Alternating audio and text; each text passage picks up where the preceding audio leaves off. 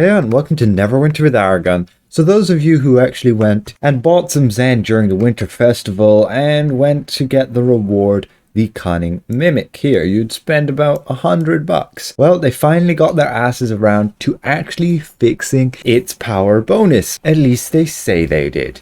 Now, all of these upcoming changes and this major patch is coming later today, so don't expect any changes until after you've updated your game. Now, if you haven't done so already, I'd highly recommend going to the rewards reclaim agent here in claims valuables, going to the claim section, and you can probably pick up your happy festive tiger fashion set. It'll just look like so. I guess not exactly the most appealing.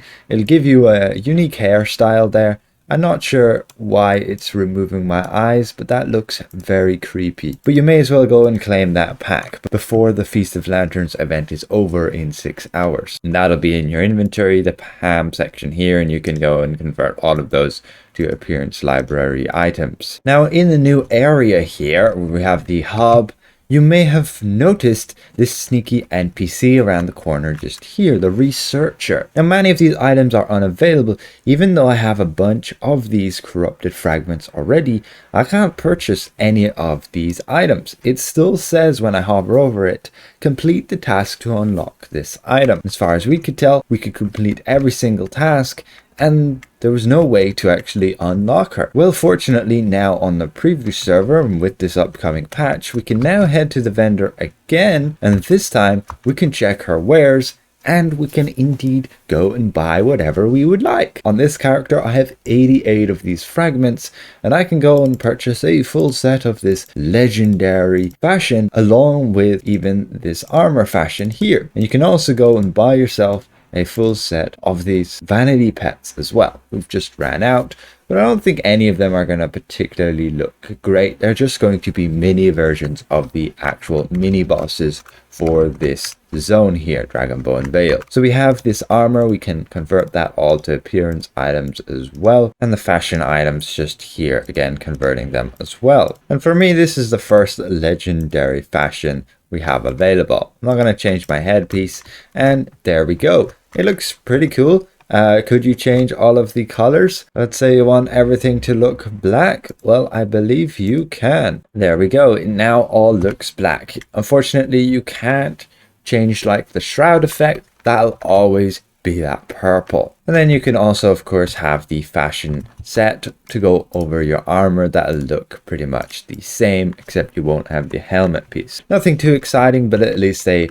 finally got around to fixing it. Yes, it was just completely forgotten about. And if all you want is like just the shroud effect on your armor, well, unfortunately, that's not going to happen. The only way you get the shroud effect is through the actual fashion pieces. The armor doesn't give you that other than the visual look. And we can see the proof of that here. We have the armor piece equipped and no shroud effect whatsoever. If you head to Protector's Enclave, you may notice that there is now an icon here for the Adventurers Guild. It's actually hidden right now underneath the new path there from my quest. Otherwise, there's just been a few various fixes there which are pretty uninteresting, like fixing the cave entrance, no longer showing outdated requirements, etc, etc.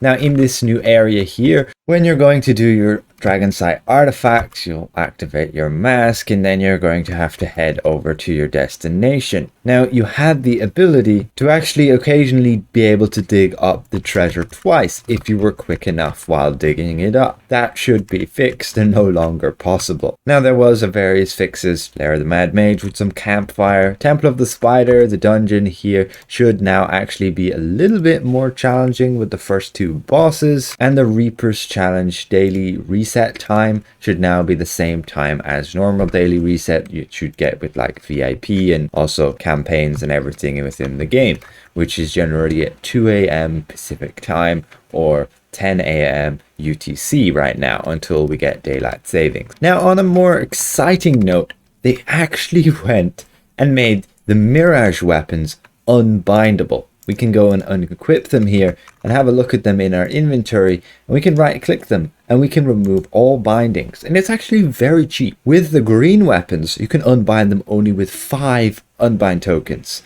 On legendary it'll only cost you 40, and this is a big step up because the Lionheart weapons cost you 40 on green and the celestial cost you 50 on green, and that goes all the way up to nearly doubled on legendary. So here we have both of our Mirage weapons unbound, and we could even go and sell them on the auction house just here for whatever millions we want. And this is going to be pretty good, especially for, I guess, people who don't want to go through the whole bloody grind of the cloaked ascendancy. Now, you guys have been saying there is some bug right now where you can't exactly go and restore them properly.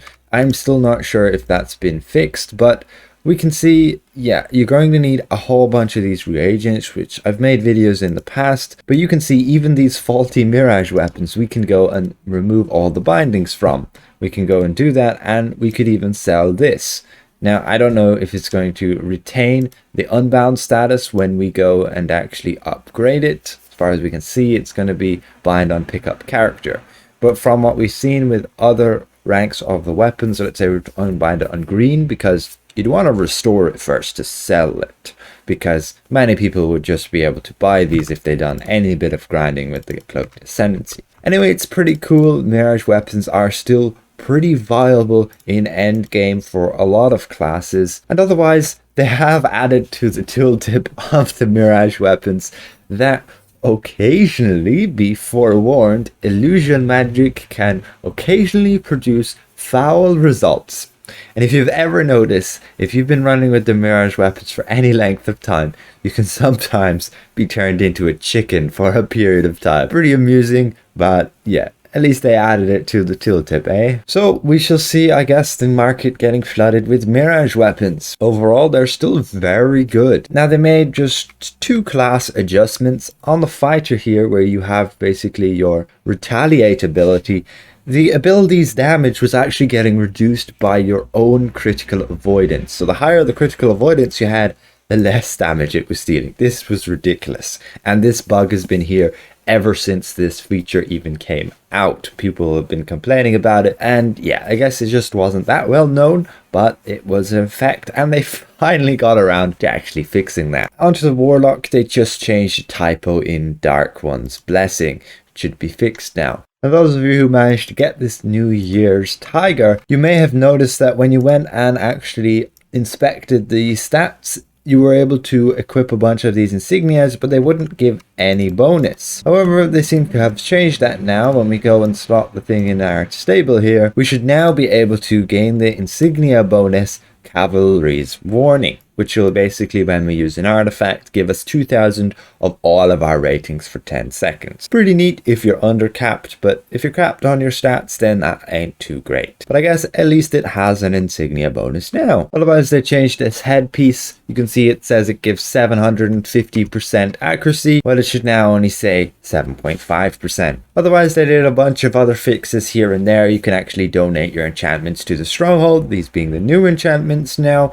I don't know why you would, but sure you can. And otherwise, a bunch of items you should just automatically pick up while you walk over them, rather than having to go and interact with them. That would be things like Seals of Adventure, things like insignias, etc. Now, it should also be much easier to actually be able to find certain enchantments on the auction house. Right now, you mainly just find all of these old enchantments, and if you want to find any of the newer enchantments, you're mainly just going to have to go and actually search the exact enchantment name. Like, for example, you're looking for a jade, then you'll have to actually look for it in an enchantment section, and bam, you can't even find them. You want to go to miscellaneous. So that was a bunch of inconvenience there, but it should now be adjusted that they're actually in the refinement section. However, they should have changed that up a bunch more so that it should be even easier to basically find any of them. You can see here we can search with the defense or utility, and then like